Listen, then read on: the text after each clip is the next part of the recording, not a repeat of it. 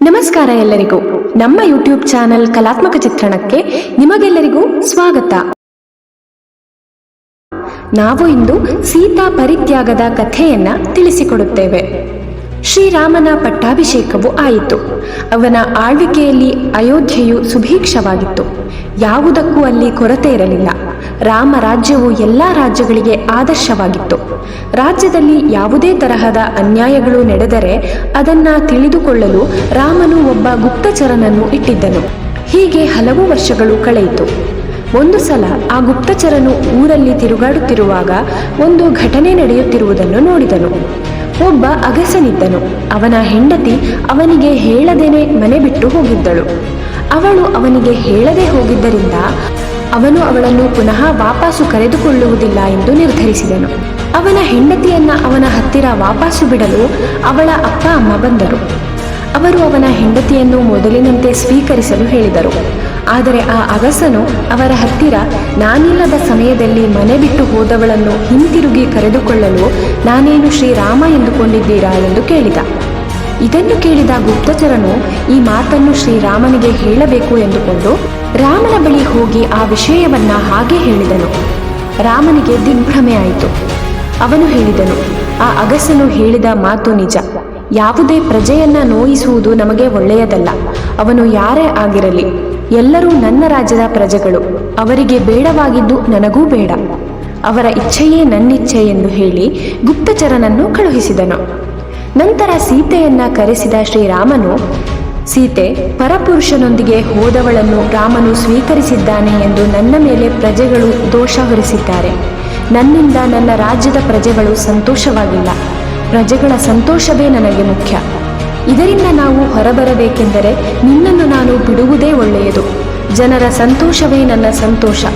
ಈಗ ನಮ್ಮಿಬ್ಬರಿಗೂ ದುಃಖವಾಗಬಹುದು, ಆದರೆ ಪ್ರಜೆಗಳಿಗೆ ದುಃಖವಾಗಬಾರದು ಎಂದನು. ಸೀತೆ ಆಗ ತುಂಬು ಗರ್ಭಿಣಿಯಾಗಿದ್ದಳು. ಅವಳಿಗೆ ಈಗ ದಿಕ್ಕೇ ತೋಚದಂತೆ ಆಯಿತು.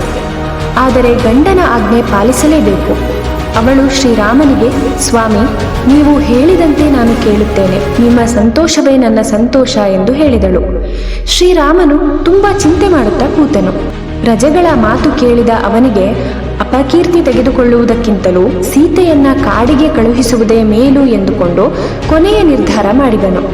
ಹಾಗೆ ಅವನು ಲಕ್ಷ್ಮಣನನ್ನು ಕರೆದು, ಲಕ್ಷ್ಮಣ, ನನಗೆ ಪ್ರಜೆಗಳಿಂದ ಅಪವಾದ ಬಂದಿದೆ. ಅವರಿಗೆ ಸೀತೆಯ ಬಗ್ಗೆ ಸಂಶಯ ಬಂದಿದೆ. ಅವಳಿಗೆ ಹುಟ್ಟುವ ಮಕ್ಕಳ ಮೇಲೂ ಸಂಶಯ ಬರುತ್ತದೆ. ಹಾಗಾಗಿ ಅವಳನ್ನ ಕಾಡಿಗೆ ಬಿಟ್ಟು ಬರಬೇಕು ಎಂದನು. ಇದನ್ನು ಕೇಳಿದ ಲಕ್ಷ್ಮಣನು, ಅಣ್ಣ, ಇದೇನಿದು? ಅತ್ತಿಗೆಯು ಅಗ್ನಿ ಪರೀಕ್ಷೆಯನ್ನು ಎದುರಿಸಿದ್ದಾರೆ. ಸ್ವತಃ ಅಗ್ನಿದೇವನೇ ಸೀತಾಮಾತೆಯ ಪಾವಿತ್ರ್ಯತೆಯನ್ನ ತಿಳಿಸಿದ್ದಾರೆ. ಈಗ ಅವರನ್ನು ಕಾಡಲ್ಲಿ ಬಿಟ್ಟು ಬರುವುದು ಸರಿಯಲ್ಲ ಎಂದನು. ನಿರಪರಾಧಿಗೆ ಏಕೆ ಶಿಕ್ಷೆ ಎಂದನು. ಆದರೆ ರಾಮನು ಇದ್ಯಾವುದನ್ನು ತಲೆಗೆ ಹಾಕಿಕೊಳ್ಳಲಿಲ್ಲ. ಕೊನೆಗೆ ಲಕ್ಷ್ಮಣನು ಏನೂ ಮಾಡಲಾಗದೆ ಅಣ್ಣನ ಮಾತಿನಂತೆ ಸೀತೆಯನ್ನ ರಥದಲ್ಲಿ ಕರೆದುಕೊಂಡು ಹೋಗಿ ಕಾಡಿನಲ್ಲಿ ಬಿಟ್ಟು ದುಃಖದಿಂದಲೇ ಅರಮನೆಗೆ ಹಿಂತಿರುಗಿ ಬಂದನು. ಸೀತೆಯು ತುಂಬು ಗರ್ಭಿಣಿ.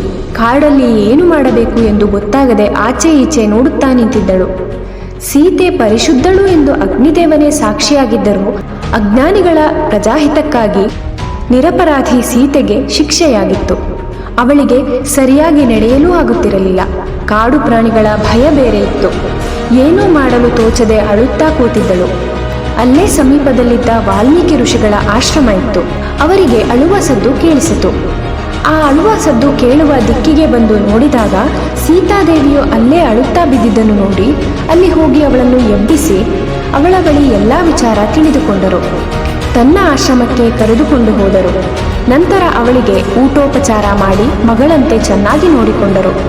ಯಾರೂ ಇಲ್ಲ ಎಂದುಕೊಂಡಾಗ ದೇವರಂತೆ ವಾಲ್ಮೀಕಿ ಋಷಿಗಳು ಅವಳ ಪಾಲಿಗೆ ನಿಂತರು. ಮುಂದಿನ ವಿಡಿಯೋದಲ್ಲಿ ಲವಕುಶರ ಜನನದ ಕಥೆಯನ್ನ ತಿಳಿಸಿಕೊಡುತ್ತೇವೆ. ಅಲ್ಲಿಯವರೆಗೂ ನೀವಿನ್ನೂ ನಮ್ಮ ಚಾನೆಲ್ನ ಸಬ್ಸ್ಕ್ರೈಬ್ ಮಾಡಿಲ್ಲ ಅಂದರೆ ಈ ಕೂಡಲೇ ಸಬ್ಸ್ಕ್ರೈಬ್ ಮಾಡಿ ಹಾಗೂ ಹೆಚ್ಚು ಹೆಚ್ಚು ಜನರಿಗೆ ಶೇರ್ ಮಾಡಿ. ಧನ್ಯವಾದಗಳು.